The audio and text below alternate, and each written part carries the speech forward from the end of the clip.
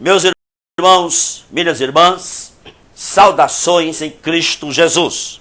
Eu quero falar-lhes nesse instante sobre o tema Filho do Inferno, duas vezes mais. Primeiramente, eu quero conceituar o que vem a ser cultura. Cultura é um conjunto de valores, de crenças e de práticas de uma sociedade, de uma comunidade, de um povo. E no primeiro momento nós precisamos entender que não existe cultura inocente, cultura imaculada. Toda cultura, por mais civilizada que ela seja, ela traz valores pecaminosos, crenças equivocadas e práticas iníquas. Todo servo de Deus, toda serva de Deus que leva a Bíblia a sério, percebe traços de iniquidades numa sociedade, numa cultura. Por quê? Porque exatamente o homem está destituído da graça de Deus. Portanto, a igreja deve ser muito cautelosa em relação às práticas, aos pensamentos, aos valores de uma cultura, de uma sociedade, de uma comunidade. A segunda verdade que precisamos entender é que há princípios bíblicos, morais e éticos que são verdadeiros, são válidos para qualquer época e em qualquer local. Em qualquer comunidade e em qualquer época, os princípios bíblicos continuam válidos e verdadeiros. Por exemplo, adultério é sempre adultério, em qualquer local e em qualquer época, em qualquer cultura ou sociedade. Poligamia, prostituição, lascívia, libidinosidade são pecados. E isto é dito na Bíblia que em qualquer local, em qualquer comunidade que é praticado esses atos são abomináveis, são iniquidades.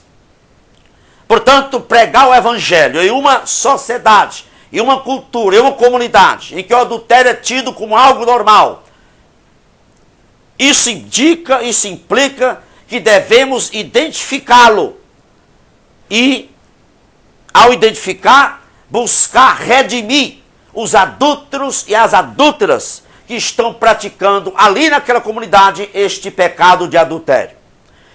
Nós temos, meus irmãos, a obrigação de restaurar nessa cultura que pratica a poligamia, que pratica a libidinosidade, a luxúria, a prostituição, a fornicação, o adultério. Nós temos, como servo de Cristo, a obrigação de mostrar os padrões bíblicos com respeito ao casamento e com respeito à família nessa comunidade. E jamais podemos chegar numa comunidade que tem o adultério ou a poligamia como algo normal. Jamais podemos chegar lá e dizer assim, não, aqui nós não podemos tocar nesse assunto de adultério, de fornicação, de poligamia, porque isso é cultural. Isso faz parte da cultura deste povo, dessa sociedade. Meus irmãos, isso é ocultar o verdadeiro evangelho de Cristo. Quem procede assim, segundo Jesus, torna as pessoas que ali estão, torna os perdidos que ali estão, filhos do inferno duas vezes mais. Meus irmãos, a igreja está no mundo, mas ela não é do mundo. A igreja é lá de cima.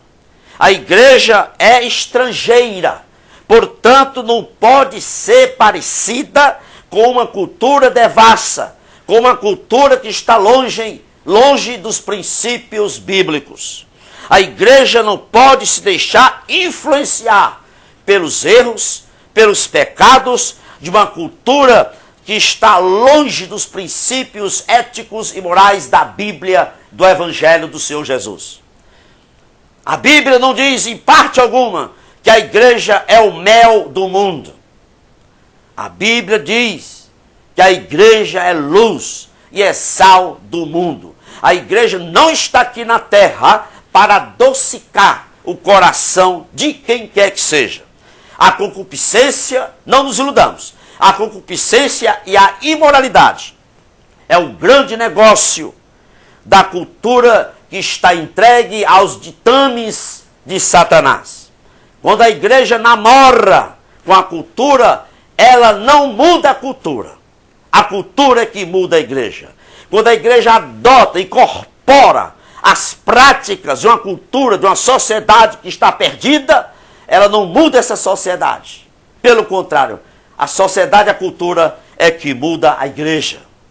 Não existe, meus irmãos, nenhuma similaridade do santo evangelho de Cristo com a cultura decaída e devassa que aí está. A igreja jamais pode comungar. A igreja jamais pode se solidificar com as práticas de uma cultura divorciada, distante dos princípios divinos. As práticas de uma cultura caída são abominações. A cultura que aí está, ela oferece o quê? Oferece abominações. Oferece práticas e várias formas de prazeres. E isso não pode ser trazido para dentro da igreja do Senhor Jesus. A igreja não deve temer ser semelhante a Cristo. A igreja não deve temer ser vilipendiada, maltratada, zombada, mal interpretada. A igreja tem que estar aqui na terra com o objetivo de proclamar o santo evangelho. A igreja tem que estar disposta a ser chamada de ultrapassada, de quadrada, de retrógrada, de ridícula, de esquisita. A igreja, ela tem que ir contra a cultura que está devassa, contra a cultura que está longe de Deus. A igreja tem que ser diferente. Não existe, meus irmãos, algo mais abominável para Deus, um ministro do evangelho, incorporar para dentro da igreja as práticas abomináveis de uma cultura devassa, decaída. O que deve prevalecer na igreja não é a voz de uma cultura caída. O que deve prevalecer na igreja é a voz do santo evangelho. Porque a igreja é a casa dos remidos, que proclama o santo evangelho de Cristo. A igreja hoje deixou de ser relevante, deixou de ser significativa para essa sociedade. Sabe por quê? Porque muitas dessas igrejas hoje aqui no Brasil está adotando, incorporou as práticas da sociedade caída. E ela, quando olha para a igreja, ela não vê mais diferenciação. Meus irmãos amados, é por isso que a igreja perdeu a sua relevância. Hoje, muitas igrejas, não são todas, adotam o arraiar gospel de São João. Por quê? Porque eles têm o São João como cultura, é cultural. Então, que tal fazer um festival de quadrilha dentro da igreja do Senhor Jesus? Aliás, o São João é cultural, dizem eles. Dia dos namorados, é cultural o dia do namorado. Então, promover um baile dançante entre os casais da igreja não tem nada demais, porque afinal de contas, alguns dizem o dia do namorado, o dia dos namorados é cultural. O carnaval é cultural, dizem eles. Então, a igreja colocar um bloco de carnaval com temas relacionados ao evangelho para desfilar, não tem nada demais, isso é cultural. Meus irmãos, lamentavelmente, hoje a igreja quer alcançar os perdidos pelo riso, pelo humor, pela teatralidade, pela diversão, pela dramatização, pelas coreografias sensuais. E isso fez com que a igreja perdesse a sua relevância e a sua identidade. O apóstolo Paulo não diz, ele não diz como ouvirão se não há um ator. Ele não diz como ouvirão se não há um humorista. Como ouvirão se não há teatralidade?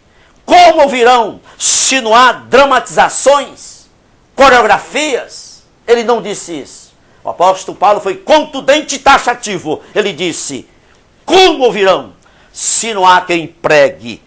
Ou seja, como ouvirão se não há a exposição de palavras bíblicas dirigidas objetivamente à mente humana? É a pregação expositiva da palavra. Portanto, meus irmãos, tenhamos cuidado. Cuidado para que você, pastor, líder, não torne as pessoas duas vezes filhas do inferno. Que Deus nos dê sabedoria e discernimento para pregar o santo evangelho simples, como ele é, sem adulterações, sem usar as práticas e os expedientes deste mundo, dessa sociedade, dessa cultura que valoriza a carnalidade, a libidinosidade, a luxúria, a devassidão. Que Deus vos abençoe rica e abundantemente, é o meu desejo para você e toda a sua família. Amém e amém.